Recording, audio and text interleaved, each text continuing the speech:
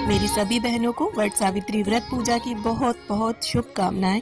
आप सभी का सुहाग हमेशा अमर बना रहे। तो फ्रेंड्स, करवा चौथ की तरह ही वट सावित्री व्रत भी हर सुहागन के लिए बहुत विशेष होता है। वट सावित्री का व्रत सभी सुहागन महिलाएं अपने पति की लंबी आयु और अच्छे स्वास्थ्य के लिए रखती हैं। तो वट सावित्री का व्रत कैसे किया जाता है, पूजन की विधि क्या है, तो आज की इस वीडियो में मैं आपके साथ ये सारी जानकारी शेयर करने वाली हूँ। तो देखिए फ्रेंड्स, वट सावित्री की जो पूजा होती है वो वट वृक्ष यानी बरगद के पेड़ के नीचे बैठकर ही की जाती है। और अगर आपके घर के आसपास बरगद का पेड़ ना हो और आप वहां पर पूजा करने ना जा सकें, तो आप घर पर भी बरगद की टहनी को मंगाकर पूजा कर सकते हैं। एक दिन पहले ही टहनी को मंगा लें, गमले में लगा लें और अगले दिन यानी वट सावित्री वाले दिन इसका पूजन करें। और आसपास बरगद का पेड़ अगर हो तो आप वहीं पर जाकर पूजा करें। तो देखिए, वट सावित्री वाले दिन आप सुबह सवेरे उठकर स्नान आदि कर लें और पूरे 16 श्रृंगार कर लें। पैरों में महावर लगा लें, हाथों में एक दिन पहले ही मेहंदी लगा लें और लाल, पीली, हरी, गुलाबी, ऑरेंज इन कलर्स की आप साड़ी पहने। और काली, नीली, white, of white, grey in colours की साड़ी ना पहने। और पूजन के लिए जिस बरगद को भी आप चुने वो जितना प्राचीन हो, जितना पुराना हो उतना ही अच्छा। आप देख सकते हैं इस बरगद में देखिए जटाएं निकली हुई हैं, तो कम से कम जटाएं निकली हुई होनी चाहिए। और वैसे भी ऐसा बोला जाता है कि कम से कम 12 वर्ष पुराना बरगद हो उसी की हमें पूजा करनी चाहिए। तो फ्रेंड्स, साल 2025 में वट सावित्री का व्रत 26 मई दिन सोमवार को रखा जाएगा। तो यहाँ पर देखिए, बरगद के पेड़ के आसपास थोड़ी सी साफ सफाई करने के बाद अब मैं यहाँ पर मंदिर है तो जल भर लूंगी। और अगर जहाँ पर आप जा रहे हैं वहां जल की व्यवस्था ना हो तो आप जल अपने साथ लेकर जाएं, क्योंकि जब भी हम किसी देव वृक्ष का पूजन करते हैं तो सबसे पहले हमें उसे सींचना चाहिए। तो इस तरह से देखिए, पेड़ के चारों तरफ घूमते हुए हम जल सींच देंगे। और देखिए, इस पूजा में बरगद के पत्ते को गहने के रूप में पहना जाता है। तो आप इस प्रकार से अपने जूड़े में या चोटी में एक बरगद के पत्ते को लगा लें। और इसके बाद देखिए, बरगद के एक पत्ते का हम आसन देंगे। और सबसे पहले देखिए, किसी भी पूजा में गौरी गणेश का पूजन किया जाता है तो यहाँ पर सुपारी में मोली धागा को लपेटकर हमने गौरी गणेश की स्थापना कर ली है। आप चाहें तो बरगद के आसपास की मिट्टी जो होती है वो भी एकदम पवित्र होती है, तो उस मिट्टी से भी आप गौरी गणेश की स्थापना कर सकते हैं बनाकर। और साल 2025 में देखिए, सोमवार के दिन अमावस्या की तिथि पड़ रही है, तो सोमवती अमावस्या पड़ेगी। इसीलिए ना तो हमें रुई को जलाना है, रुई की बाती नहीं लगानी है दीपक में, और ना ही दीपक में सरसों का तेल डालना है। या तो आप शुद्ध घी डालें दीपक में, या फिर तिल का तेल डाल सकते हैं। तो यहाँ कच्चे सूत की मैंने बाती बना ली है और दीपक को तैयार कर लिया है।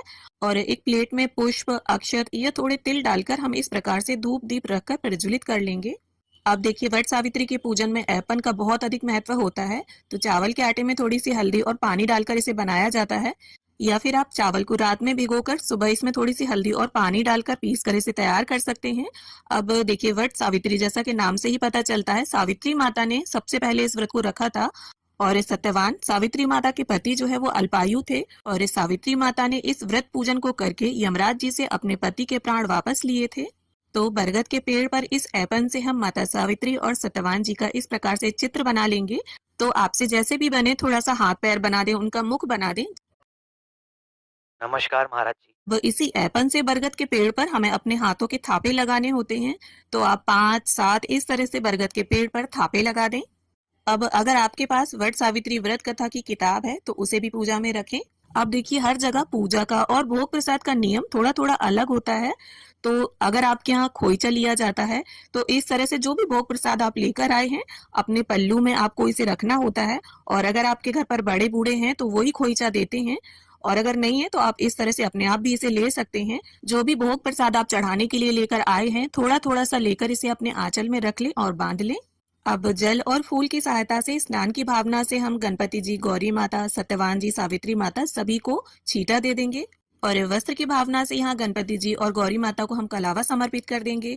और सत्यवान जी और सावित्री माता को कोई भी आप लाल पीला नया वस्त्र अर्पित कर सकते हैं, या फिर आप चुनरी भी अर्पित कर सकते हैं। तो सत्यवान जी और सावित्री माता हमने ऐपन से बनाई है, आटा है, तो आप देख सकते हैं वस्त्र जो है कितनी आसानी से चिपक जा रहा है। अब इसके बाद हम सभी को सिंदूर से टीका करेंगे। गणपति जी, गौरी माता को, सत्यवान जी और सावित्री माता को सभी को हम टीका करेंगे। और जो थापे हमने लगाए हैं बरगद के पेड़ पर, उन पर भी हमें टीका लगाना है। तो इस तरह से देखिए, सभी पर हम सिंदूर का टीका लगा लेंगे। अब देखिए, इस पूजा में बांस के बने पंखों का बहुत ज्यादा महत्व है। तो यहाँ पर हम 2 पंखे रख लेंगे, एक दान के लिए और एक से पति को हवा करेंगे। तो इन पर भी हमें ऐपन से 5 या 7 बार टीका करना है। और देखिए ऐसी मान्यता है कि जब सत्यवान जी मूर्छित हो रहे थे तब सावित्री माता ने बांस के पत्तों से ही उन्हें हवा की थी। तो अगर आपको बांस के पंखे ना मिले, क्योंकि देखिए कई जगह ऐसा होता है नहीं मिल पाते हैं बांस के पंखे, तो आप खजूर का या जो भी पंखा आपको मिले आप वो पूजा में रख सकते हैं। अब इसके साथ ही बड़देव को भी हम वस्त्र अर्पित कर देंगे। तो यहाँ पर मैंने पीला अंगोछा लिया है। आप चाहें तो कोई भी नया 1.25 मीटर लाल, पीला या गुलाबी रंग का वस्त्र अर्पित कर सकते हैं। अब इसके साथ ही अगर आप जनेऊ लेकर गए हैं तो वो आप बड़देव को अर्पित करें। साथ ही देखिए इसमें 12 धागों का कच्चा सूत से या कॉटन की पीली रील से माला बनाई जाती है और बड़देव को उसे अर्पित किया जाता है। और एक माला अपने लिए भी बनाई जाती है। तो बरगद के पत्ते का इस तरह से मोड़ कर आप गहना तैयार कर लें और इस गहने को देखिए पहले सावित्री माता को अर्पित किया जाता है और फिर पूजा के बाद आप इसे अपने गले में, हाथ में या मंगलसूत्र या चेन में बांध सकते हैं। अब माता सावित्री के नाम की यहाँ पर आपको एक साड़ी, ब्लाउज पीस या चुनरी भी आप ले सकते हैं। तो यहाँ पर मैंने ब्लाउज पीस लिया है, उसके ऊपर 16 श्रृंगार की सामग्री आप रख लें और सामग्री में चूड़ी, बिंदी, महावर, मेहंदी, सिंदूर, ये 5 चीजें आप जरूर रखें। इसके अलावा आप और भी बढ़ा सकती हैं सामान को और साथ में दक्षिणा रख दें और अपनी शादी का सिंदूरा भी आप यहीं पर रख लें पूजा में।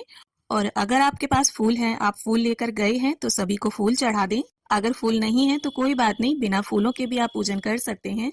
और भोग प्रसाद में आप जो भी लेकर गए हैं, जो भी आपके यहाँ चढ़ता है, पूड़ी, पुआ, गुलगुला या बरगदे, वो आप सभी को समर्पित करें।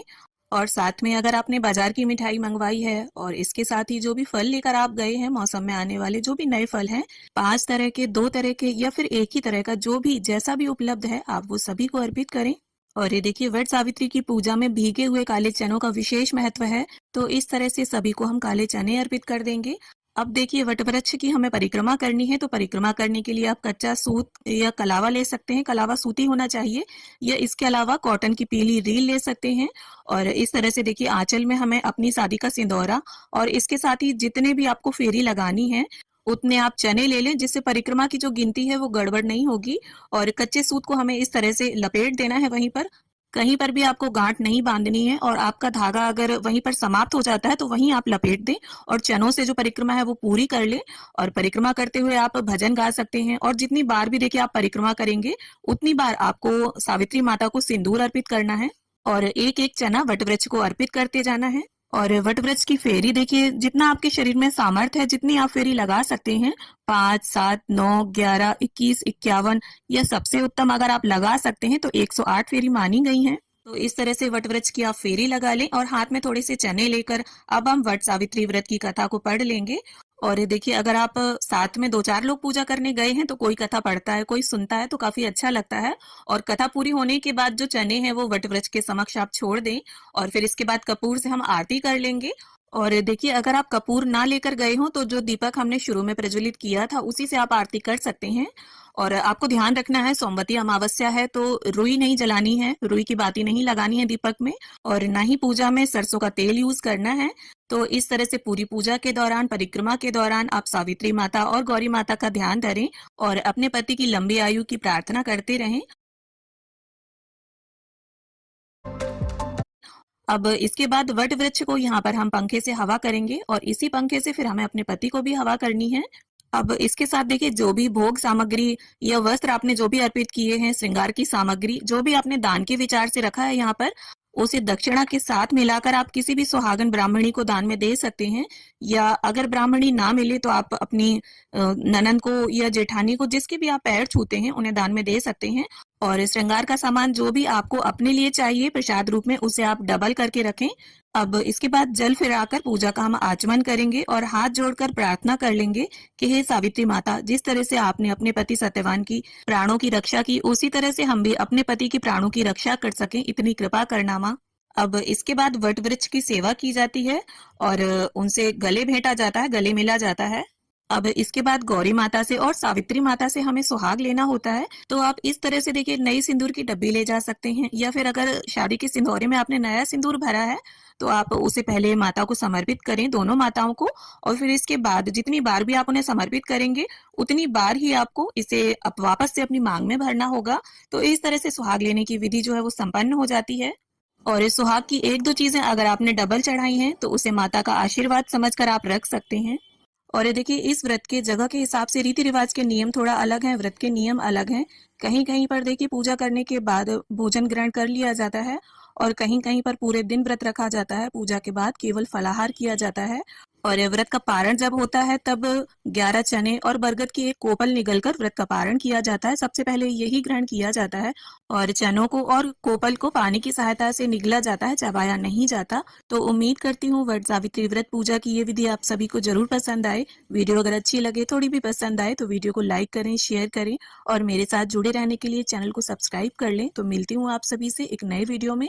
तब तक के लिए हरे कृष्णा, राधे राधे।